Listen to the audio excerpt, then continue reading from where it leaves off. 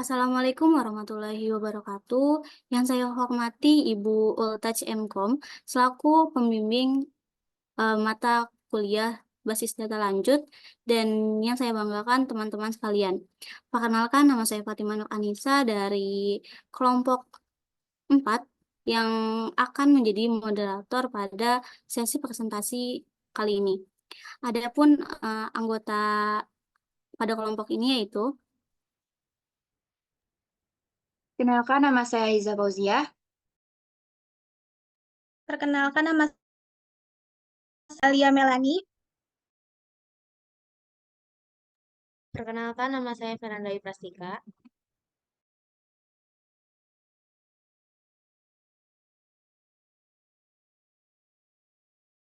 Pada kesempatan kali ini, kami akan mempresentasikan mengenai next.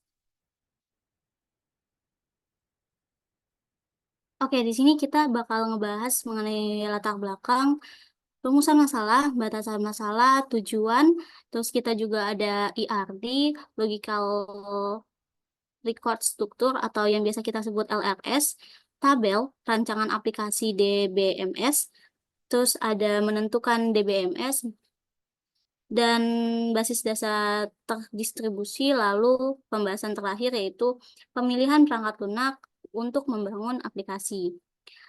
Oke, penyampaian materi yang pertama akan disampaikan oleh saudari kita yaitu Alia Melani. Kepada Alia Melani, saya persilakan. Oke, sebelumnya terima kasih kepada moderator atas kesempatannya. Ini saya akan membahas yang pertama itu tentang latar belakang. Latar belakangnya itu perkembangan teknologi yang pesat telah mengubah pola aktivitas manusia, terutama dalam dunia usaha. Kebutuhan akan informasi yang cepat, tepat, dan akurat semakin penting. Teknologi informasi memungkinkan transaksi bisnis dilakukan secara elektronik, menciptakan peluang baru dalam jenis dan metode bisnis. Dalam era ini, aktivitas jual beli tidak lagi terbatas oleh pertemuan langsung antara penjual dan pembeli. Transaksi online seperti pemesanan dan penjualan buku menjadi umum. Pembeli dapat memilih dan membeli produk secara virtual, melakukan pembayaran sesuai prosedur, dan menerima barang pilihan. Model penjualan online atau e-commerce menjadi sangat penting dan efisien karena dapat diakses dari mana saja dan kapan saja melalui website. Dalam konteks toko buku, meskipun bukunya memiliki nilai jual yang kompetitif, terbatasnya promosi lokal menyebabkan kurangnya pengenalan dan penjualan buku di pasaran. Oleh karena itu, keberadaan toko online menjadi penting untuk memperluas jangkauan pemasaran dan meningkatkan penjualan buku yang ditawarkan oleh toko buku tersebut. Nah, selanjutnya ada rumusan masalah. Berdasarkan uraian latar belakang permasalahan tersebut, maka dapat dirumuskan sebagai permasalahan yaitu bagaimana membuat suatu sistem penjualan buku online berbasis online. Lalu selanjutnya, batasan masalah. Yang pertama, data yang diperlukan untuk operasional e-commerce. Diperlukan data lengkap dan perinci mengenai setiap buku yang mencakup judul lengkap, nama penulis, harga jual, genre, atau kategori buku, jumlah halaman, tanggal terbit, detail penerbit termasuk nama penerbit, dan informasi tambahan yang mungkin diperlukan, serta informasi ketersediaan stok buku. Informasi ini penting agar pelanggan dapat dengan mudah menentukan memilih dan membeli buku di platform e-commerce. Lalu proses dalam website e-commerce. Proses yang dapat dalam website e-commerce melibatkan pencarian dan pembelian buku, pelaksanaan pembayaran, pengiriman pesanan, penerimaan barang, serta penulisan ulasan. Lalu batasan masalah yang kedua yaitu keluaran dari website e-commerce. Website e-commerce dirancang untuk memberikan pengalaman belanja yang menyeluruh dengan menyediakan data lengkap dan terperinci tentang setiap buku, lalu memungkinkan pelanggan menelusuri katalog dan mencari buku berdasarkan judul, penulis, genre, atau kategori, lalu memberikan informasi akurat mengenai harga, jumlah halaman, tanggal terbit, dan penerbit, lalu mengelola stok buku secara real-time, membuat proses pembelian efisien dan aman, lalu menyediakan informasi pengiriman yang terperinci, memberikan pelanggan kemampuan untuk menulis ulasan, dan memberikan umpan balik. Lalu yang keempat, bahasa pemrograman dan di BMS. Bahasa pemrograman yang digunakan adalah SQL dengan MySQL sebagai basis data sistem atau database management system. Lalu yang kelima ada server lokal. Aplikasi ini menggunakan server lokal dengan XAMPP sebagai platform pembangunan. Lalu selanjutnya ada model pemodelan sistem. Pengembangan sistem ini menerapkan dua model pemodelan utama, yaitu Entity Relational Diagram atau ERD dan IER. ERD ini digunakan untuk menggambarkan hubungan antar entitas secara umum, sementara IER memperluas kemampuan IRD dengan menambahkan fitur-fitur tambahan seperti atribut pewarisan, ketergantungan atribut, dan hubungan entitas-entitas lain. Lalu ada tujuan. Tujuannya adalah menyelidiki konsep-konsep di dalam ranah basis data, khususnya dalam konteks pemodelan IIR, dan konversinya ke dalam logical structure atau LRS dengan menganalisis lebih dari 5 entitas. Penelitian bertujuan memberikan pemahaman menyeluruh tentang cara membangun struktur database dari representasi grafis menjadi skema relasional yang lebih terperinci. Selain itu, penelitian ini juga melakukan eksplorasi terhadap hubungan antara sistem manajemen basis data atau DBMS yang direncanakan dengan aplikasi yang akan dikembangkan. Pertanyaan mendasar adalah apakah integrasi antara keduanya dapat meningkatkan efisiensi dan kinerja sistem secara keseluruhan. Aspek teknis, ekonomi, dan politik organisasi juga dipertimbangkan dalam proses pemilihan di BMS yang paling sesuai. Keputusan antara denormalisasi atau penggunaan basis data distribusi diberikan sorotan untuk menunjukkan strategi terbaik dalam meningkatkan efisiensi sistem. Penelitian ini juga memberikan wawasan tentang pemilihan perangkat lunak pengembang aplikasi yang sesuai dengan kebutuhan sistem. Hal ini bertujuan memberikan pemahaman lebih dalam tentang menerapkan teori basis data secara praktis dalam pengembangan sistem informasi secara keseluruhan. Penelitian ini menyajikan paduan komprehensif untuk merancang, memilih, dan mengimplementasikan struktur basis data yang efisien dan sesuai dengan kebutuhan organisasi. Lalu selanjutnya ada Entity Relationship Diagram atau ERD. Entity Relationship Diagram atau ERD adalah gambaran visual yang mengilustrasikan keterkaitan antar entitas-entitas dalam kerangka sistem manajemen penjualan buku. Diagram ini berfungsi sebagai alat visual untuk memperoleh pemahaman tentang struktur data dan interkoneksi antara entitas-entitas yang ada dalam sistem tersebut.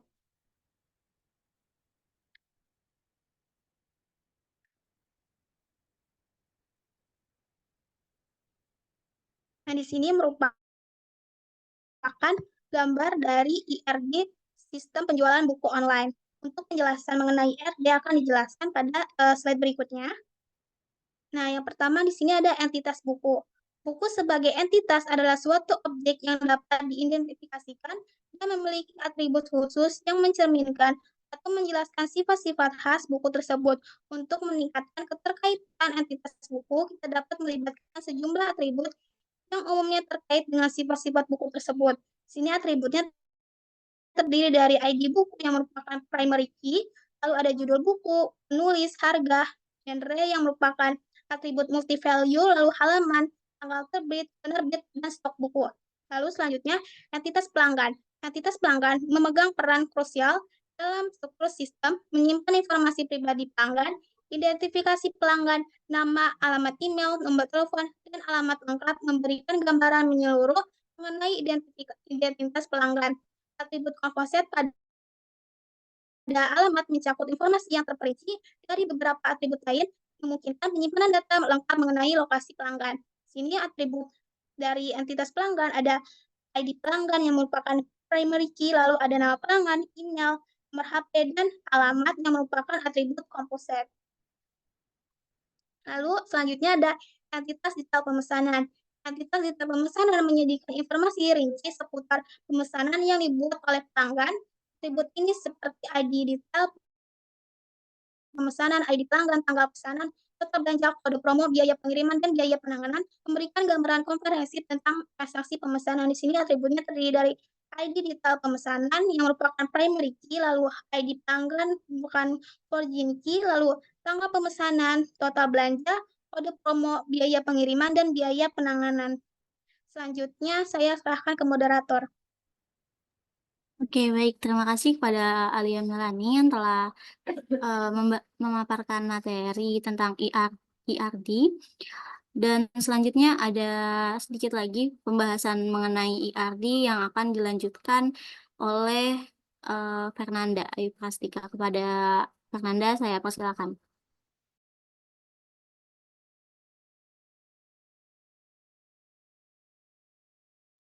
Oke, terima kasih Fatima atas kesempatannya. Jadi saya akan melanjutkan pembahasan mengenai IRD tadi. Jadi selanjutnya ada entitas yang namanya entitas barang pemesanan. Nah, entitas barang pemesanan ini melibatkan data terkait barang yang diorder dalam suatu pemesanan, termasuk jumlah barang dan juga harga per unit. Dalam kaitannya dengan relasi bayar antara barang pemesanan dan pembayaran, kardinalitasnya ditetapkan sebagai one to many, yang berarti satu pembayaran dapat melibatkan sejumlah barang pemesanan, namun setiap barang pemesanan hanya dapat dibayar oleh satu pembayaran. Nah, di sini ada atributnya, yaitu yang pertama ID barang pemesanan yang merupakan primary key, lalu ada ID detail pemesanan yang merupakan foreign key, lalu ada ID buku yang merupakan foreign key, banyak barang, dan juga harga per barang. Jadi next.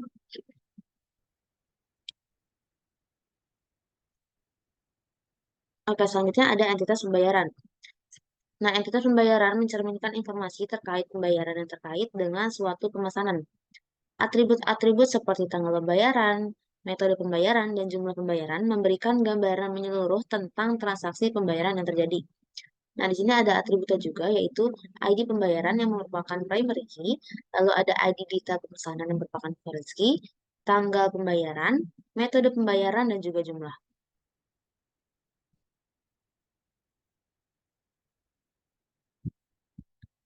Selanjutnya, entitas pengiriman. Nah, entitas pengiriman melibatkan informasi terkait pengiriman barang, termasuk tanggal pengiriman, alamat, dan nomor telepon penerima. Atribut-atribut ini berperan dalam membentuk gambaran komprehensif mengenai tahapan pengiriman suatu pesanan. Nah, atribut dari entitas pengiriman itu ada ID pengiriman yang merupakan primary key, lalu ada ID pelanggan yang merupakan foreign key, lalu ada tanggal pengiriman, lalu ada alamat yang merupakan atribut dari composite, dan juga yang terakhir ada nomor HP.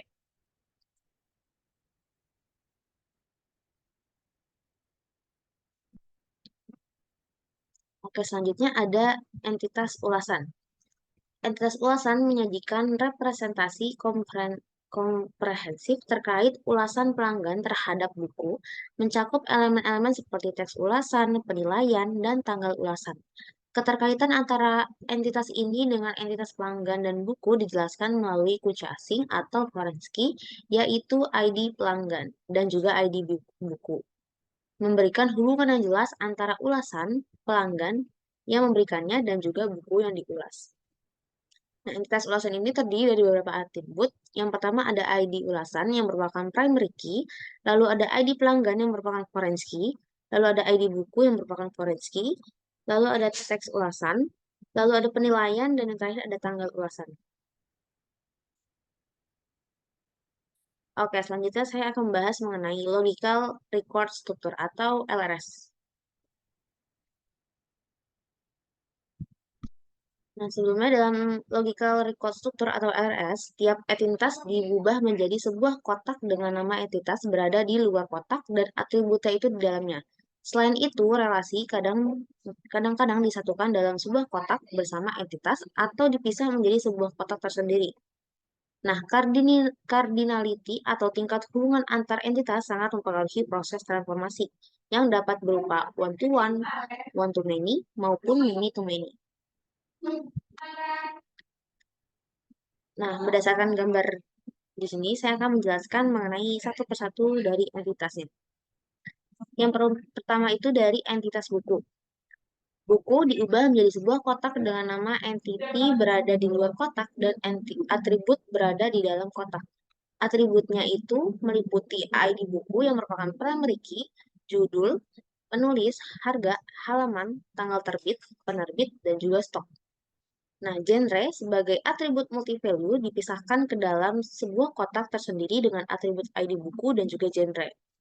Nah, transformasi buku dan genre mengarah ke genre dengan melibatkan transformasi ID buku dari entitas buku ke genre.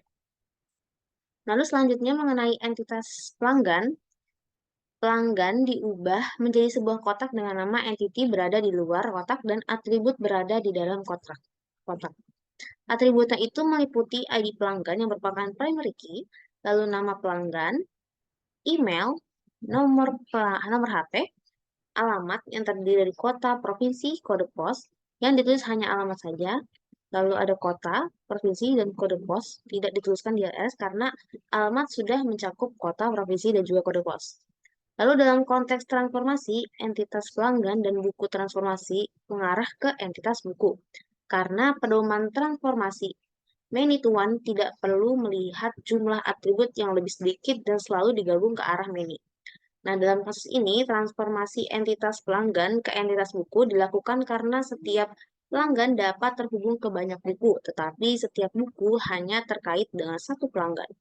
Oleh karena itu, atribut kunci utama, yaitu ID pelanggan, diarahkan atau ditransformasikan ke dalam entitas buku sebagai bagian dari mekanisme hubungan many to one. Lalu selanjutnya kita bahas tentang entitas detail pemesanan. Nah, detail pemesanan ini diubah menjadi sebuah kotak dengan nama entitas berada di luar kotak dan atributnya berada di dalam kotak. Nah, atributnya itu meliputi ID detail pelanggan, ID detail pemesanan yang merupakan primary key, lalu ID pembeli yang merupakan foreign key, lalu tanggal pemesanan, total belanja, kode promo, biaya pengiriman, dan juga biaya penanganan. Nah, transformasi antara entitas detail pemesanan dan pelanggan dilakukan pada pedoman transformasi many to one tidak perlu melihat jumlah atribut yang lebih sedikit dan selalu digabung ke arah many. Nah, dalam kasus ini banyaknya detail pemesanan yang dapat terhubung ke satu pelanggan. Oleh karena itu, atribut kunci utama yaitu ID pelanggan dari entitas pelanggan ditransformasikan ke dalam entitas detail pemesanan. Nah, selanjutnya dilakukan transformasi antara entitas detail pemesanan dan barang pemesanan. Dalam hal ini, pedoman transformasi tidak memperhatikan jumlah atribut yang lebih sedikit. Fokusnya adalah pada hubungan many to one antara detail pemesanan dan juga barang pemesanan.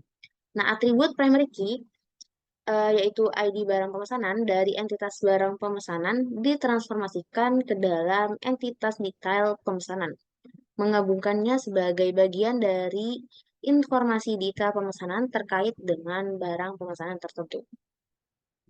Oke, selanjutnya ada entitas pembayaran. Nah, entitas pembayaran diubah menjadi sebuah kotak dengan nama entitas berada di luar kotak dan atribut berada di dalam kotak. Atributnya meliputi ID pembayaran yang merupakan primary key, ID detail pemesanan yang merupakan foreign key, tanggal pembayaran, metode pembayaran, dan juga jumlah. Setelah itu, kita menggabungkan transformasi antara entitas pembayaran dan pengiriman. Karena kardinalitasnya adalah many to many, relasi antara pembayaran dan pengiriman berdiri sendiri dan diwujudkan sebagai logical record structure atau LRS. Nah, dalam kasus ini, relasi menyelesaikan menjadi LRS dengan menggunakan ID pembayaran dari entitas pembayaran dan ID pengiriman dari entitas pengiriman.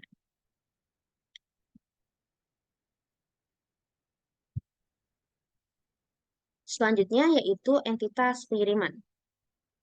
Dalam proses transformasi, entitas pengiriman diubah menjadi sebuah kotak dengan nama entitas berada di luar kotak dan atribut berada di dalam kotak.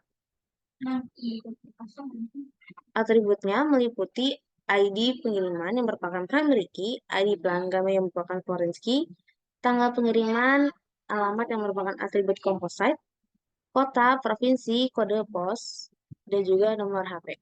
Sementara itu, entitas ulasan juga diubah menjadi sebuah kotak dengan nama entitas berada di luar kotak dan atribut berada di dalam kotak. Nah, atributnya ini meliputi ID ulasan yang merupakan primary key, lalu ada ID pelanggan yang merupakan foreign key, ID buku yang merupakan foreign key, teks ulasan, penilaian, dan juga tanggal ulasan. Setelah itu, kita melakukan penggabungan antara entitas pengiriman dan juga ulasan. Karena kardinalitasnya itu many-to-many, relasi antara keduanya berdiri sendiri dan diwujudkan sebagai logical record structure atau LRS. Setiap entitas dari pengiriman maupun ulasan diubah menjadi LRS. Dalam kasus ini, relasi menerima menjadi LRS dengan menggunakan ID pengiriman dari entitas pengiriman dan ID ulasan dari entitas ulasan. Mungkin itu pemaparan dari saya kembalikan ke moderator. Oke, terima kasih kepada Fernanda Ayu Prastika yang telah menjelaskan mengenai IRD tadi lanjutan dari Alia, dan dia juga menjelaskan mengenai LRS. Nah, selanjutnya pembahasan selanjutnya akan diambil alih oleh saya. Di sini kita ngebahas mengenai tabel. Nah, di LRS itu kita bisa mengubahnya jadi tabel kan. Jadi bisa di next dulu tabelnya. Kita lihat tabel di samping. Nah, di sini. Jadi tabel dalam basis data itu adalah struktur data yang terdiri dari baris dan kolom yang digunakan untuk menyimpan informasi dalam bentuk yang lebih terstruktur gitu. Tabel dalam basis data biasanya terdiri dari satu atau lebih kolom yang mempresentasikan atribut atau field, dan satu atau lebih baris yang mempresentasikan record atau tuple. Nah, setiap tabel dalam basis data memiliki kunci utama atau yang biasa kita sebut sebagai primary key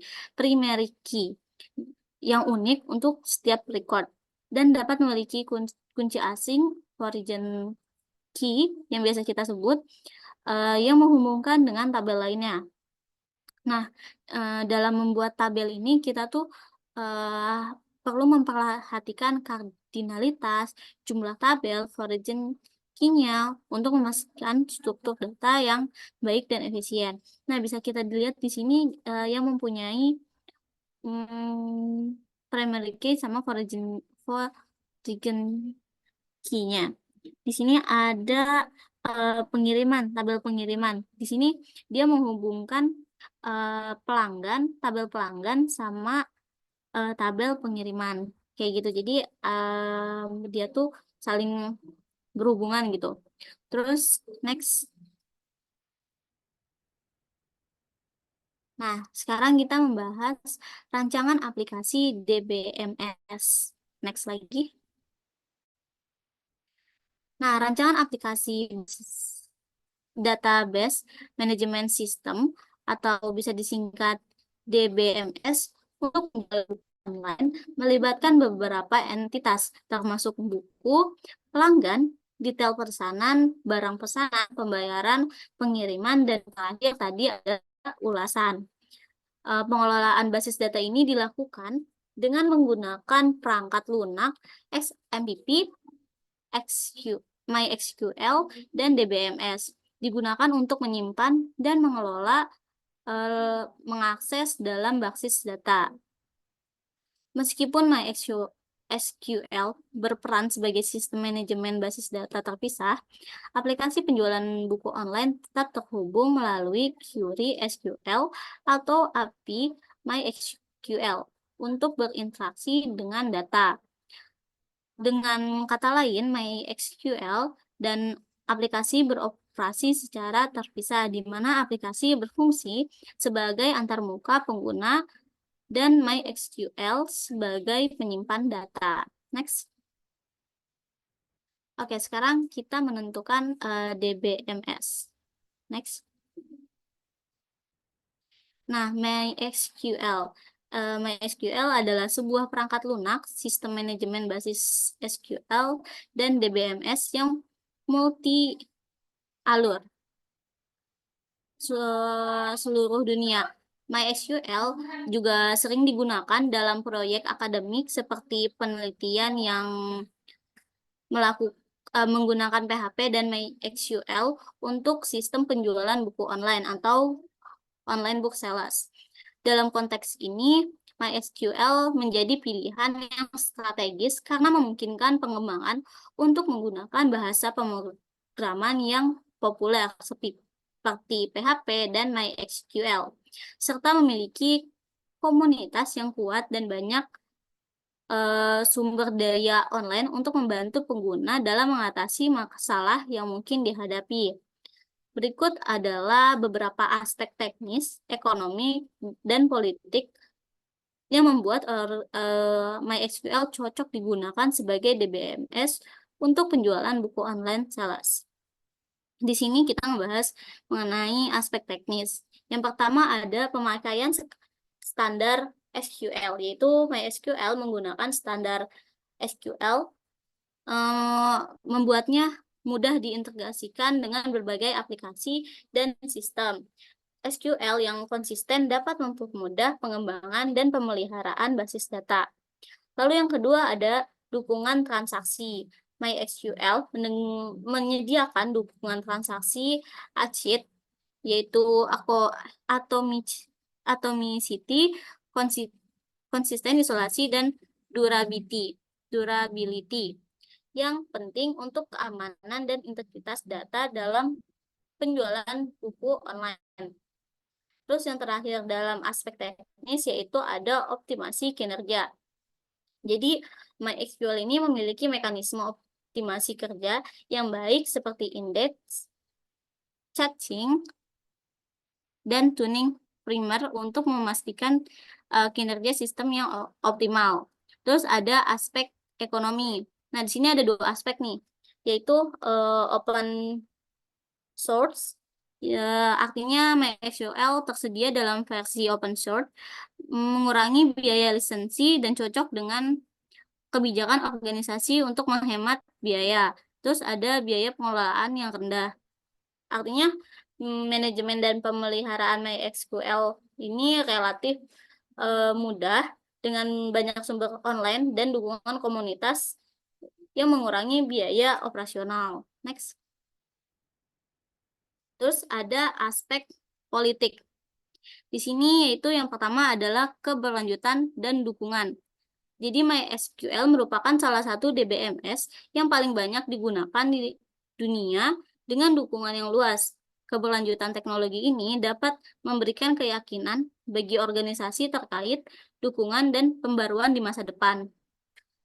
Lalu selanjutnya itu ada integrasi dengan aplikasi lain. Artinya MySQL memiliki integrasi yang baik dengan berbagai aplikasi dan platform, memudahkan implementasi dan integrasi dengan aplikasi penjualan buku online atau sistem lain yang mungkin digunakan untuk berorganisasi.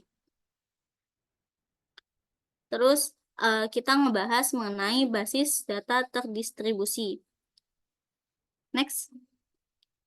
Nah, di sini basis data terdistribusi itu kemajuan dalam sistem basis data bertujuan untuk mengintegrasikan data operasional dari berbagai organisasi dan menyediakan akses data yang terkendali. Meskipun tradisionalnya terkait dengan sentralisasi, perkembangan jaringan komputer telah mendorong model kerja yang lebih terdesentralisasi, memungkinkan setiap unit di perusahaan untuk merancang dan mengelola pemrosesan data sesuai kebutuhannya. Lalu sistem data terdistribusi mengikuti pola struktur organisasi yang ada, memungkinkan akses data efisien di seluruh unit, penyimpanan data krusial di lokasi yang relevan, dan meningkatkan kemampuan kolaborasi pada data.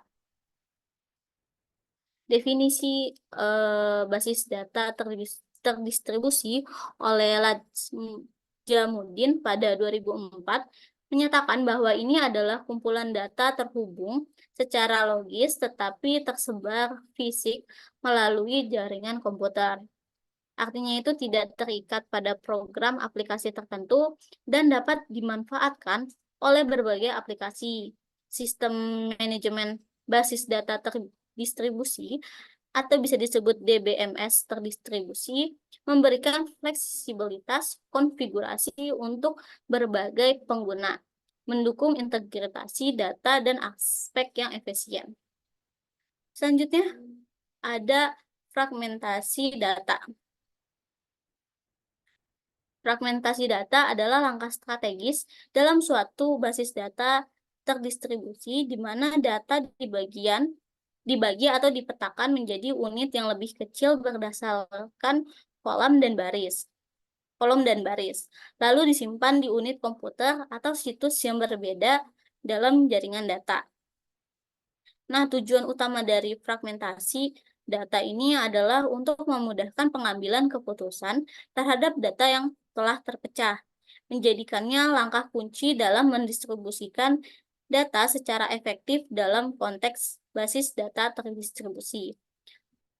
Oke, kita ngebahas mengenai jenis fragmentasi data. Jadi yang pertama itu ada fragmentasi vertikal, di mana fragmentasi ini mengkelompokkan atribut dari fragmen global yang ada menjadi beberapa grup. Terus jenis yang kedua itu ada fragmentasi horizontal.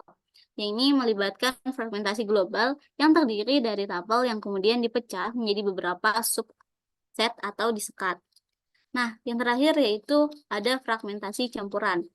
Jadi ini pendekatan sederhana dapat dilakukan dengan menerapkan fragmentasi horizontal pada fragmentasi vertikal ataupun sebaliknya.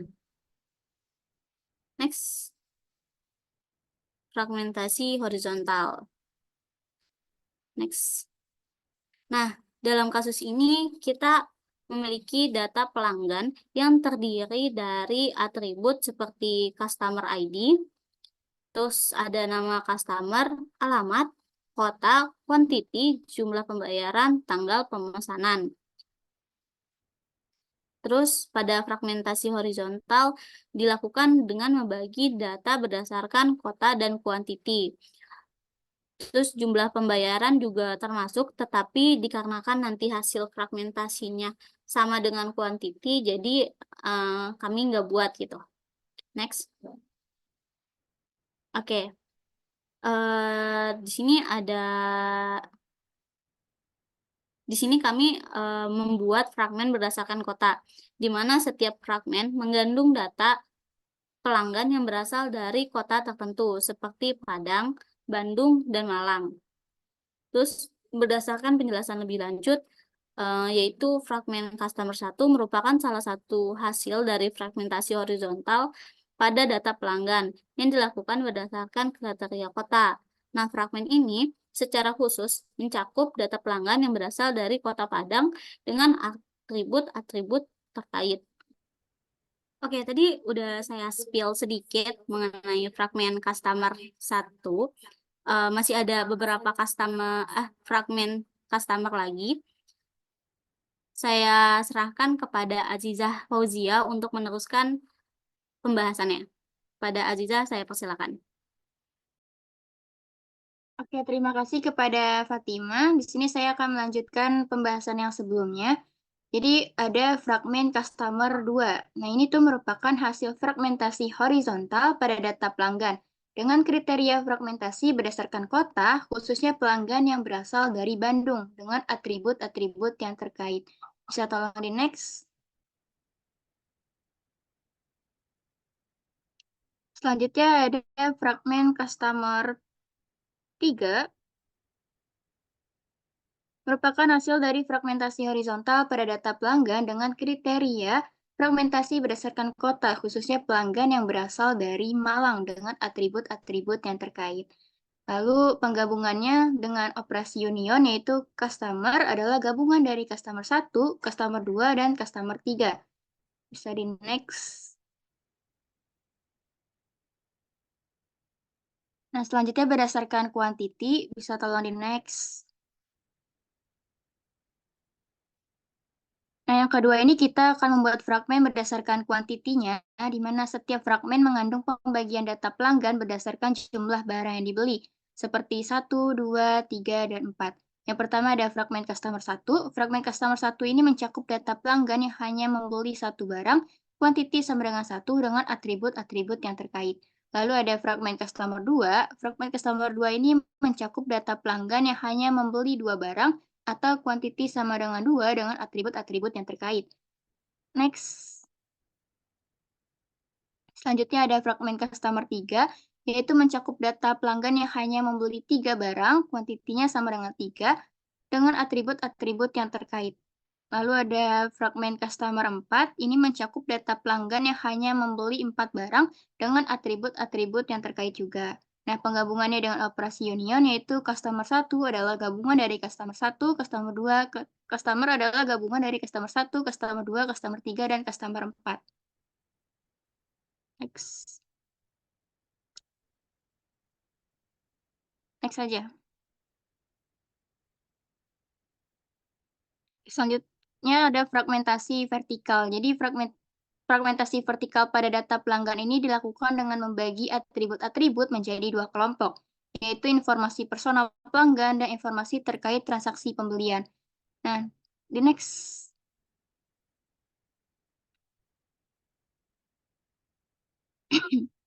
Yang pertama ini berdasarkan personal pelanggan. Jadi fragmen customer yang pertama ini hasil dari fragmentasi vertikal pada data pelanggan. Nah, fragmen itu fokusnya pada informasi personal pelanggan, mencakup atribut customer ID, nama customer, alamat, dan kota. Lalu ada customer pertama itu adalah fragmen atau subset data yang dihasilkan dari operasi fragmentasi vertikal pada data pelanggan.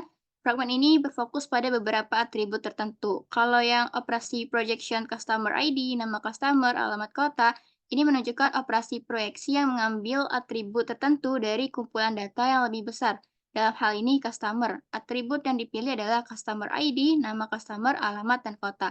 Lalu ada customer merupakan sumber data utuh atau relasi sebelum dilakukan operasi proyeksi. Dalam konteks ini itu merujuk pada data pelanggan yang mencakup semua atribut yang tersedia. Next. Selanjutnya ada fragmen customer 2 merupakan hasil dari fragmentasi vertikal pada data pelanggan. Fragmen ini difokuskan pada informasi transaksi pelanggan, mencakup atribut customer ID, kuantiti, jumlah pembayaran, dan tanggal pemesanan.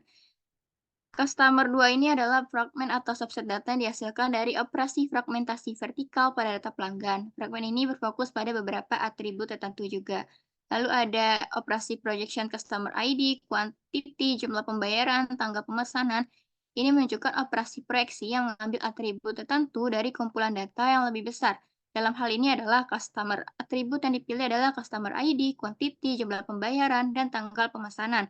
Lalu ada customer merupakan sumber data utuh atau relasi sebelum dilakukan operasi proyeksi. Dalam konteks ini, itu merujuk pada data pelanggan yang mencakup semua atribut yang tersedia. Next. Nah, selanjutnya kita bahas pemilihan perangkat lunak pembangun aplikasi. Jadi pemilihan perangkat lunak pembangun aplikasi ini sangat penting dalam pengembangan basis data penjualan buku online. Dalam konteks penggunaan SAMPP, MySQL sebagai DBMS, dan bahasa pemrograman SQL, pemilihan perangkat lunak dapat mencakup IDE atau Integrated Development Environment, dan DBMS. IDE seperti SAMPP dapat digunakan untuk mengembangkan aplikasi dengan menyediakan antarmuka pusat untuk alat pengembangan umum, seperti pengeditan, pembangunan, pengujian, dan pengemasan perangkat lunak dalam aplikasi yang mudah digunakan. Selain itu juga, pemilihan DBMS seperti MySQL juga merupakan bagian yang krusial dalam pengembangan basis data, karena DBMS memainkan peran penting dalam manajemen data untuk aplikasi tersebut. Oleh karena itu, pemilihan perangkat lunak pembangun aplikasi harus mempertimbangkan kebutuhan pengembangan, kemampuan integrasi, serta kecocokan dengan bahasa pemrograman dan DBMS yang digunakan. Saya kembalikan ke moderator.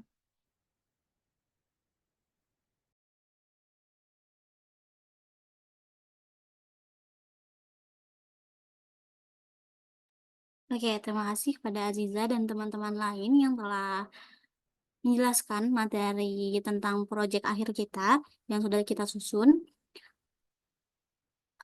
Mohon maaf apabila terjadi salah-salah kata dari saya maupun teman-teman sekalian. Saya tutup presentasi kali ini.